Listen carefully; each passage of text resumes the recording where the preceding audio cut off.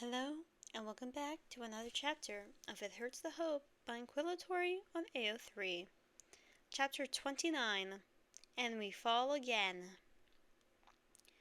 Although they refuse to admit it, the Watchers are growing desperate. It's been close to 3 player months since Zelqua escaped, though the Watchers rarely choose to count time in the way mortals do. They are painfully aware of the days passing now. It's been 3 months since they lost their once chance for salvation, and the knowledge grates on them to the point where even the collective feels itchy in a way it rarely is.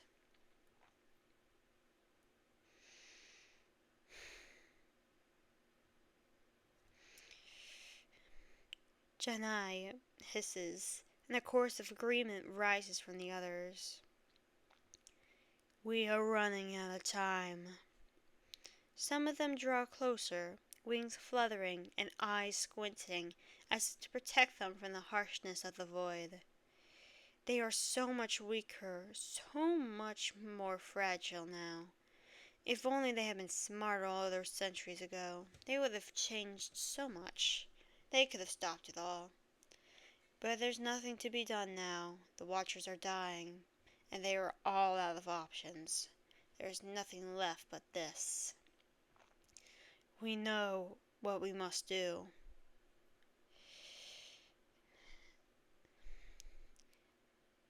Adili hums, the closest thing to comfort in her voice.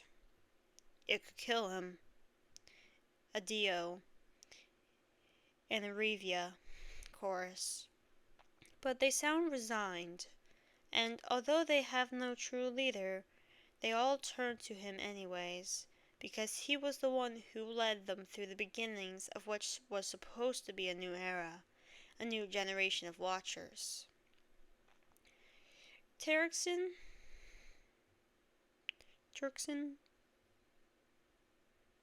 stands, sits, floats, is on the edge of their gathering,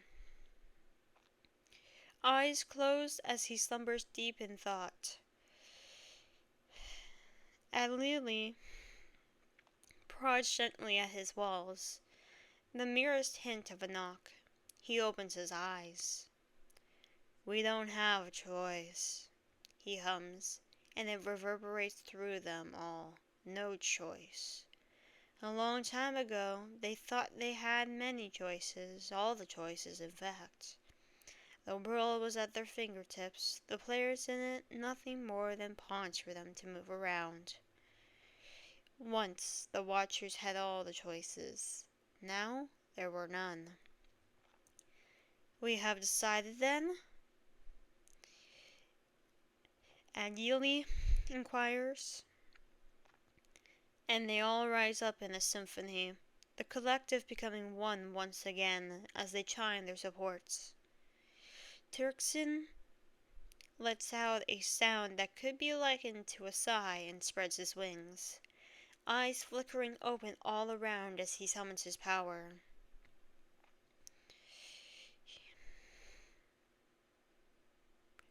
Where are you, Zelqua?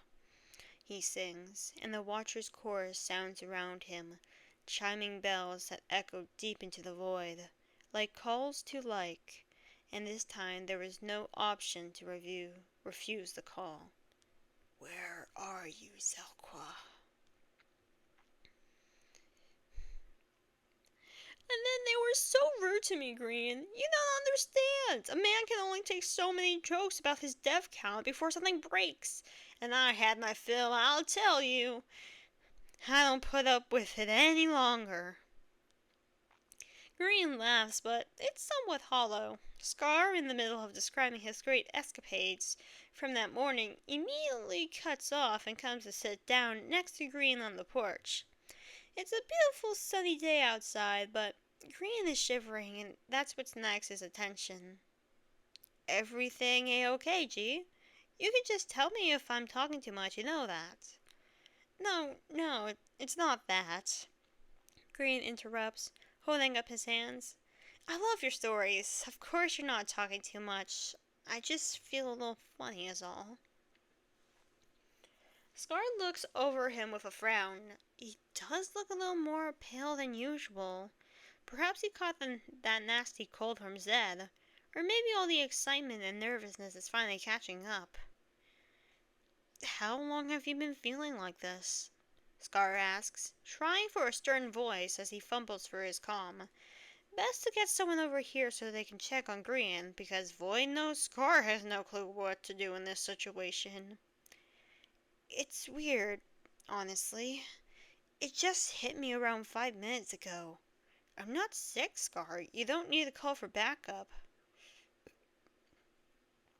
Scar, halfway through sending a message to Doc, looks up guiltily. I don't know what you're talking about, he defends. Grian laughs, although too quietly, and runs a hand through his hair. His wings ruffle and resettle around him. Of course you don't. The point is, I'm not sick, I don't think.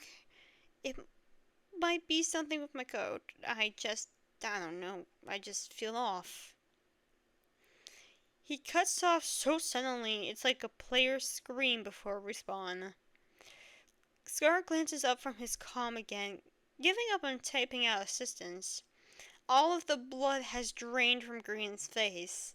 His wings are frozen in a half-open position, and his eyes are blown wide, much too wide in something Scar can only describe as dread. Grian? They said they wouldn't, Grian says, more to himself than Scar. He clutches his head in his hands, wings spread wider as he stumbles to his feet. They said it was too dangerous.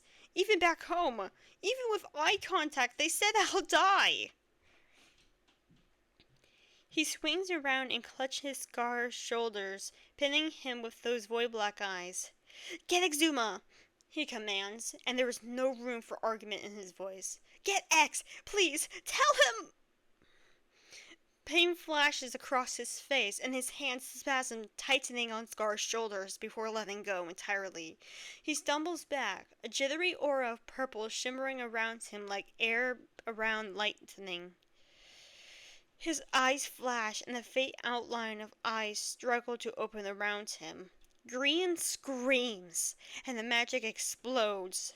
It's a supernova of power. It blasts against Scar like a hurricane wind, shoving him back into the porch. In one frozen moment, he watches as Grian clutches at his head and falls to his knees.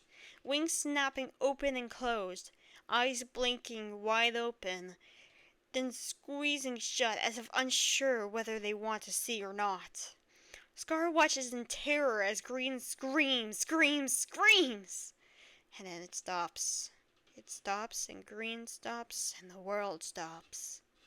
Gray and bland after the vibrant purple that filled it just moments before. Hundreds of eyes snap open around Grian, like a cloud of sightless gazes that spread out around him like a constellation of stars.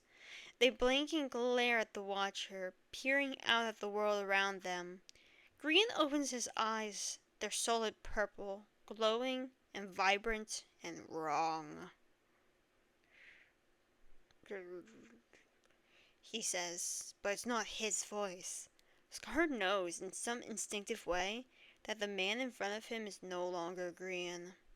Scar takes one look at the eyes that surround both of them and lunges for his comm. Go times with Scar. SOS?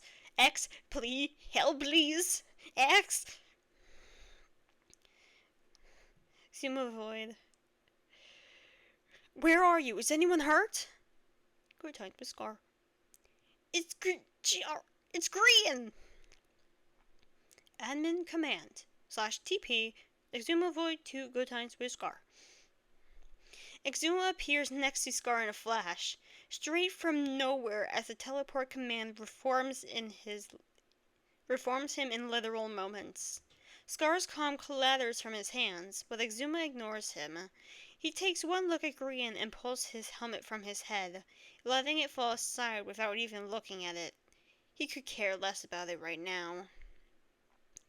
You are not welcome here, Exuma snarls, tossing aside his gloves and striding into the middle of the storm without hesitation, the eyes and the aura swirling around him like a tempest.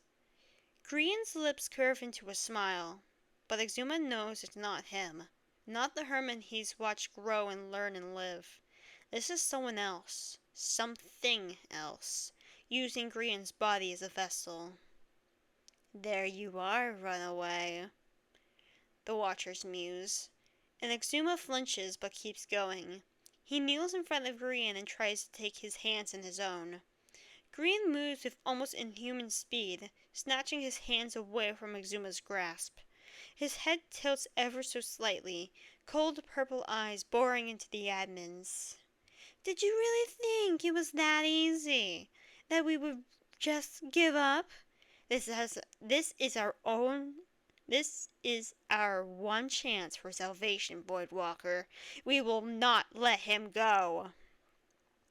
The ancient galactic grates against Exuma's ears. He hasn't heard so much of it since, well, it's been a while. He grits his teeth and grabs Grian's hands, resisting the Watcher that tries to yank them back. Get out of his body, Exuma growls, and wraps his magic around Grian. Come back to us, my friend. Grian is trapped. He's kneeling, but he isn't. He's talking, but he isn't.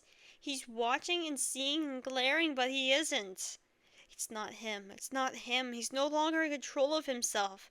It's like he's been forced into the backseat of his own mind, forced to watch as he opens his mouth and says words that are not his own.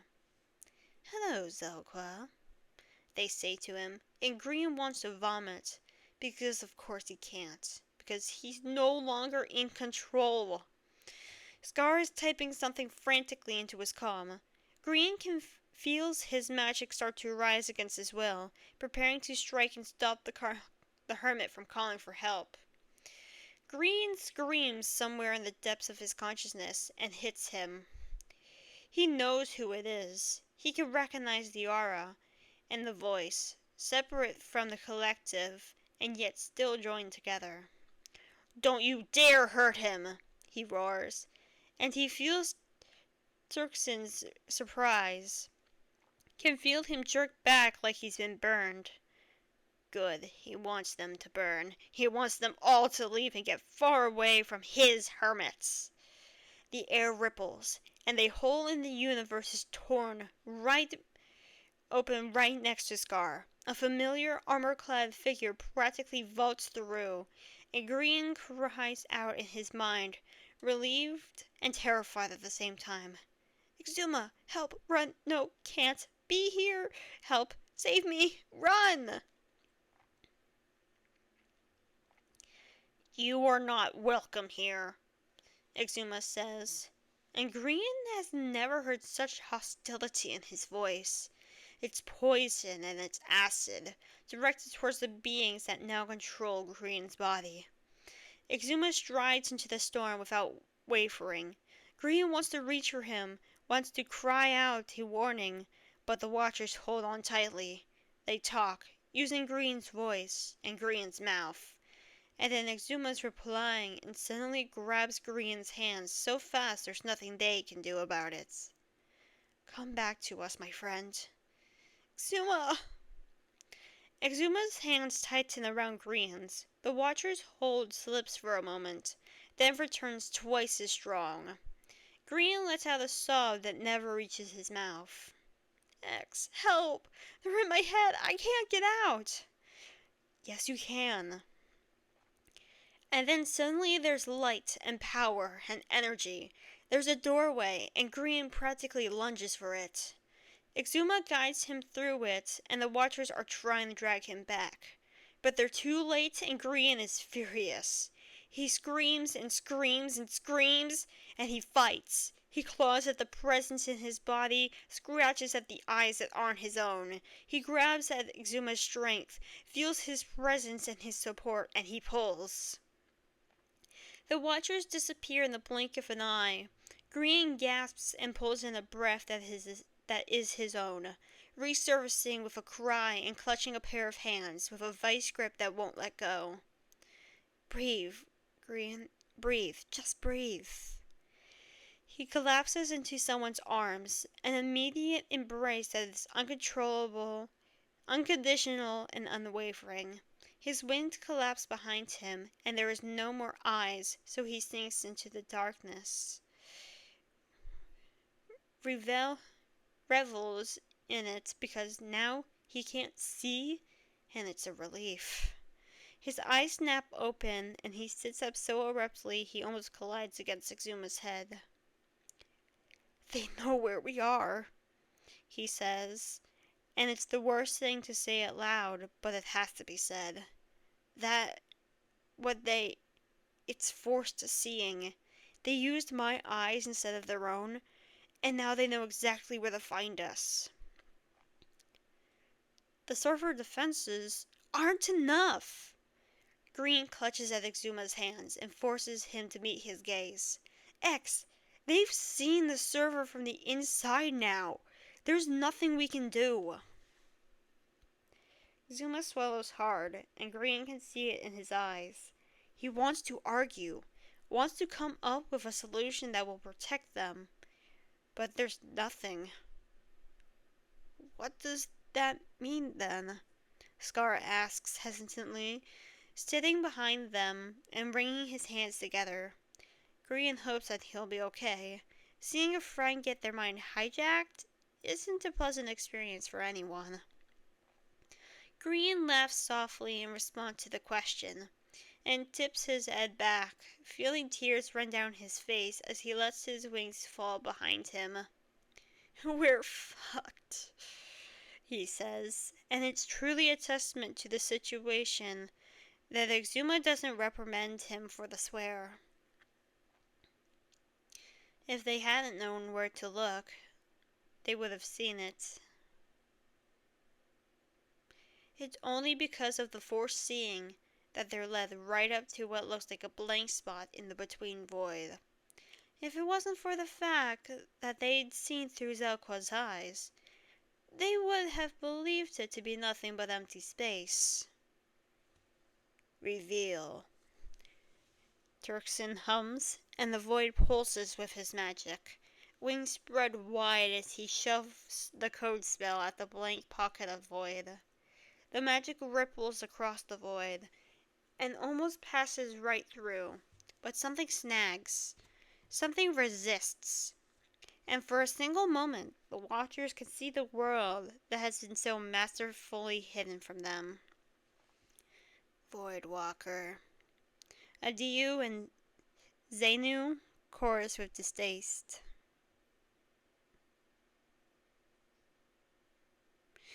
If it wasn't for the runaway, they would have brought Zelqa home long ago. But the trickster had ran right into the arms of one being capable of hiding from the Watchers.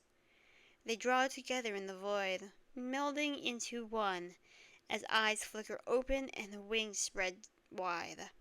Dark, otherworldly magic is summoned as the Watchers close ranks, becoming one and the same as the collective rallies together. Break, the Watchers intone, and the code spell sounds like a cacophony in the cold, empty void. The server is screaming.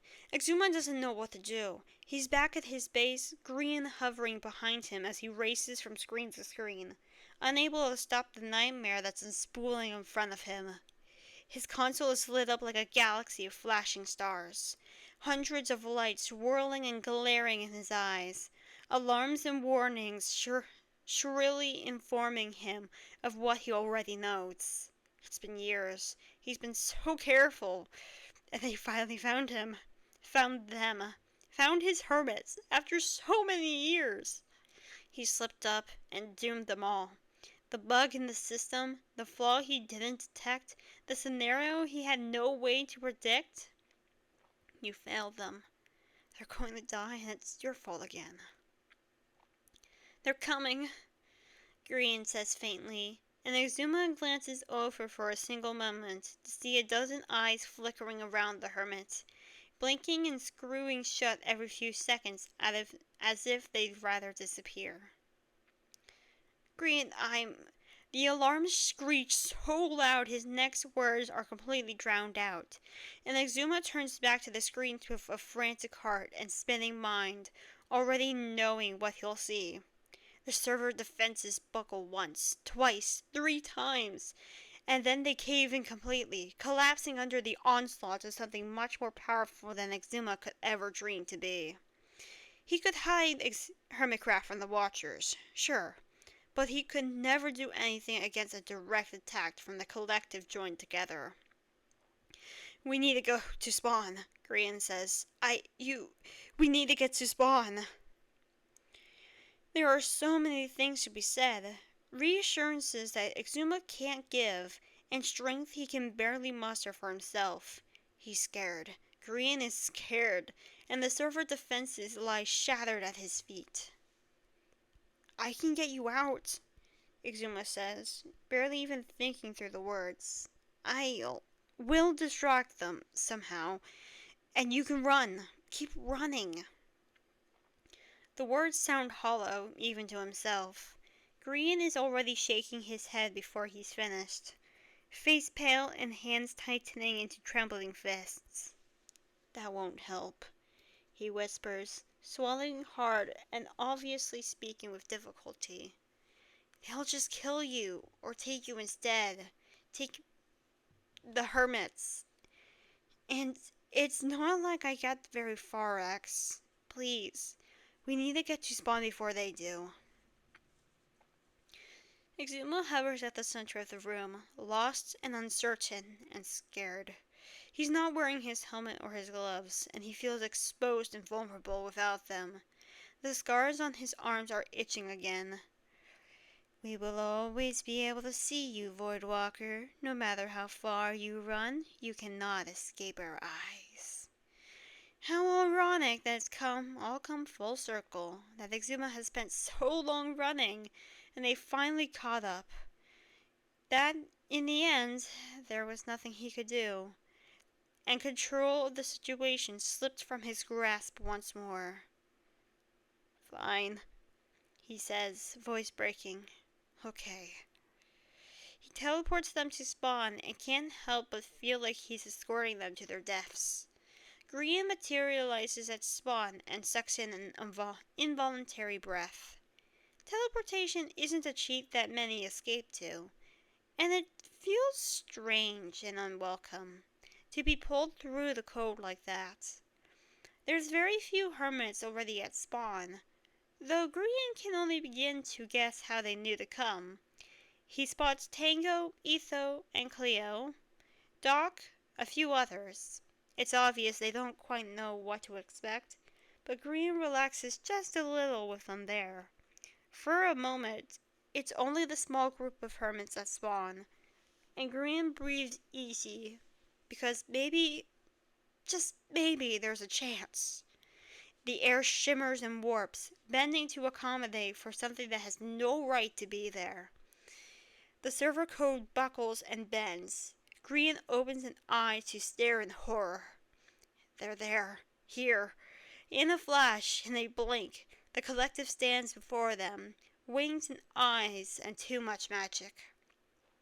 They bend and twist and join together into one, then separate into distinct figures that drift into the shadows at the edges. Hello, Zelqua, Tirkson hums, and Grian feels himself start to shake. He can't do this. He can't. His name is Grian. Exuma steps in front of the hermit, hands balled into fists and shoulders stiff. And you have no right to be here. Do we not, Voidwalker? We are those who watch, who observe. It is in our nature to be everywhere. It is not in your nature or your right to meddle, Exuma shouts, furious and scared. They both know his anger cannot be backed with strength. Turn around and leave, now. Peace, Voidwalker. We mean you no harm. You are no importance to us. Dirksen shifts his gaze. and Green freezes when he finds himself pinned under the Watcher's eyes. "We will leave you and your server untouched. We will never come close again, and we will leave your players unharmed. We swear on the universe that you'll have no reason to fear us. All we want is Zelqua." Exuma freezes. The other hermits, busy edging around the Watchers to get closer to each other, freeze. And Grian, who's spent months with these players, who's laughed with them, cried with them, lived with them, feels his courage shatter into tiny itty-bitty pieces, because he knows that Exuma will never endanger his server and his players over one stupid Watcher. That was the smartest decision here, is to cast Green out himself rather than risk the lives of his hermits. He always knew it would come down to this. He tried to warn them, tried to tell them it would always come to a decision. Green or the hermits. There's only one right answer, really. And Green has seen how protective Exuma is of his family, and how willing he is to do anything in order to keep them safe. Is one messed up player really that big of a price to pay for the safety of the entire server? Exuma opens his mouth, and Green sees the shift in his stance, and he braces himself for the words, the ones that will doom him, but at least he'll be okay. At least. "Over my dead body!" The Watchers freeze, much like the hermits did moments ago. The collective rustles uncertainly, eyes opening and closing around their heads. "Voidwalker, I don't think you understand," Exuma interrupts, loud enough that Turkson shuts up, wings flaring out in surprise. "Green is a whitelisted player of the Hermitcraft server and is under my jurisdiction and protection. If you want him back, you'll have to take him over my God's damned corpse." "And mine!" Cleo shouts, suddenly standing next to them with a battle axe bigger than Green's head. "You want to brawl, little shits? I'm ready." "I'm not called the God Killer for nothing," Doc says, almost conversationally, stepping up to Exuma's other side, with a trident loosely held in his mechanic hand. "We can see if I'm still as good as I remember." "I called false. She's on her way with her arsenal," Etho chimes, fishing rod slung across one shoulder. He tosses a slash motion of harming, and catches it lightly, tilting his head at the Watchers. "Remember me, jerks? Up for round 2? The Watchers shift and merge, and although it's hard to tell, Green could swear that they're nervous. It feels like a triumph, unlike anything else. Cleo puts a hand on his shoulder, shooting him a grin. "You're staying with us, critter," she says, and the hermits close ranks, weapons gleaming and ready. Green knows that they mean what they say. They'll fight for him. They'll fight gods for him. The Watchers sense it too. They draw back and glance at each other, the collective shaken and unsure. "I see you might need some more time to consider our offer," Turkson muses, calm as ever. "Very well. We will leave you for 3 player days, Voidwalker.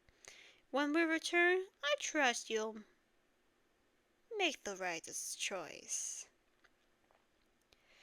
The Watchers draw together, the collective once more becoming whole, and for a moment it tugs on Green, trying to draw him in because he's a Watcher and they are home.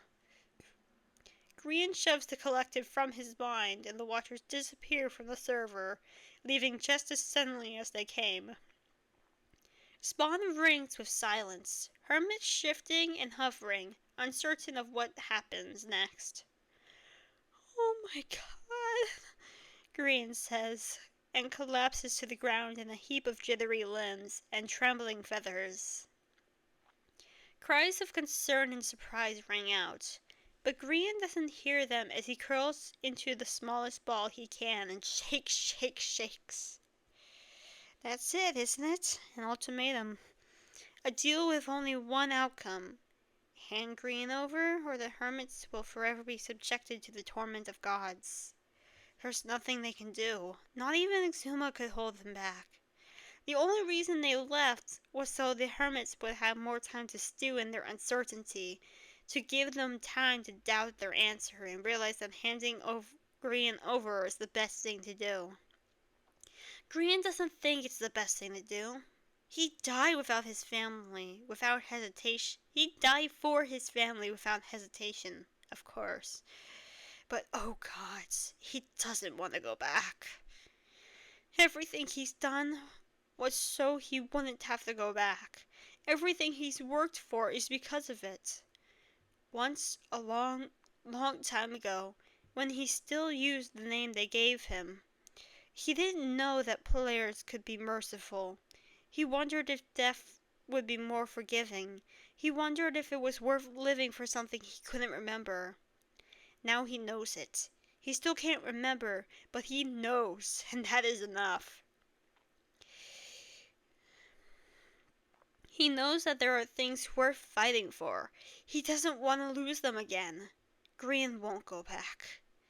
I won't go back, he gasps out, and someone's hand freezes on his shoulder. When had it gotten there? I won't. I'll fight for you. I'll die for you. I'll keep you safe, but I won't go back. I won't. Shh. You're all right. Someone's voice murmurs, and Green tips towards it, because it sounds like home and safety. Just breathe, Green. You're safe. You're not going back. Green sighs and lets himself sink into the embrace, because although he doesn't quite know who it is, he decides it doesn't matter.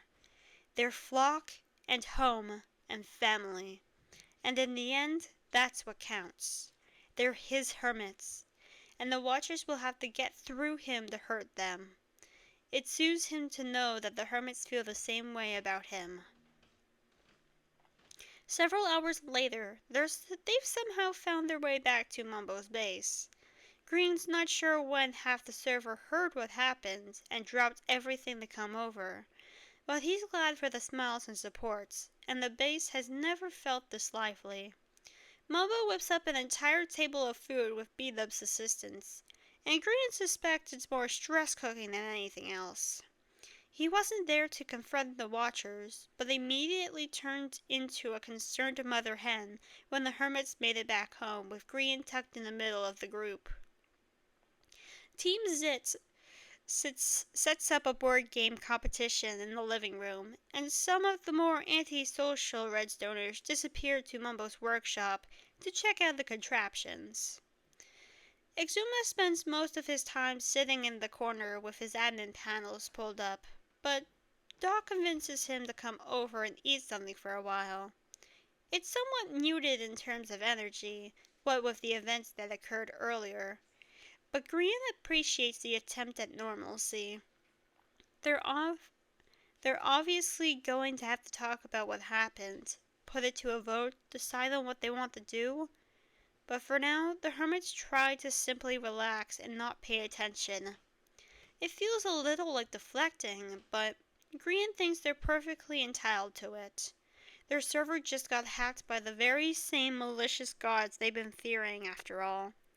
The rest of the afternoon drags into the evening, and the hermits slowly start heading out, in groups or in pairs or simply solo. It's when the clock strikes 9:30 that Green realizes the only people left are himself, Exuma, Pearl, Mumbo, Scar, and Doc, gathered around the coffee table and quietly chatting. I think I might head up for the night, Green says, stifling a yawn with his fist.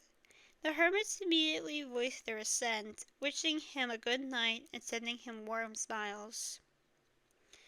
Will you be okay, Greba? Pearl asks, and Green can't help the happy feather ruffles when he hears the nickname. Pearl's just started using it recently.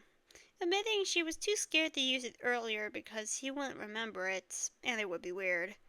The nickname slots into praise just as comfortably as his real name does, and Green was quick to assure his sister of that.